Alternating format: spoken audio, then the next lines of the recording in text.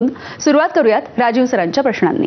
Sir, खूप आनंद आहे आम्हाला झालेला। तुम्ही आज अशा वेळेला कट्ट्यावर आलेले आहात जेव्हा सगळा महाराष्ट्र मराठी, हिंदी, तिसरी भाषा कधीपासून शिकवायची अनिवार्यता वगैरे अशा अनेक गोष्टींचं एक वादळ म्हणूया आपण महाराष्ट्रामध्ये निर्माण झालेलं आहे।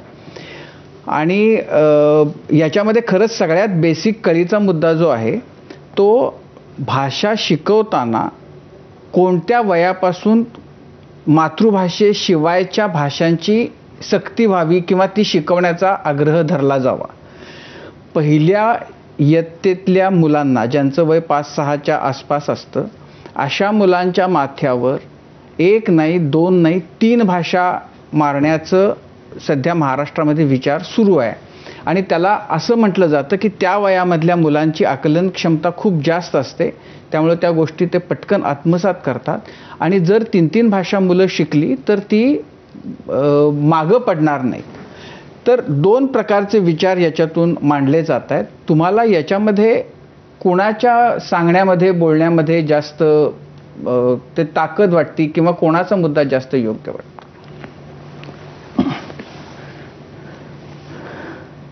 कट्टा कानडी शब्द आहे। अच्छा, हो। कट्टा म्हणजे असं छोटं गाव जिथं आठवड्याचा बाजारही भरतो। अच्छा, मराठीने स्वीकारला, मराठी समृद्ध झाली, भाषा आपण वेगळ्या अर्थानं वापरायला लागलो।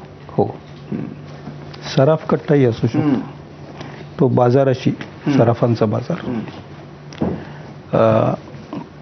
भाषा हा प्रदेश किंवा प्रांत ह्याला सीमा असतात, व्याकरणाने ठरवलेल्या असतात आणि मौखिक व्यवहाराने ठरवलेले असतात, पण त्याला भिंती नसतात। भाषेच्या सीमा नेहमी पोरस असतात, एका भाषेतून दुसरे शब्द येत असतात। त्याच्यामुळे ज्या व्यक्तीला आपण एकच भाषा बोलतो असं वाटतं त्या व्यक्तीच्या भाषेमध्ये अनेक भाषांचे शब्द आलेलेच असतात, कळत नकळत। तर केवळ एक भाषिक व्यक्ती ही जगात कुठेही उपलब्ध नाही आहे।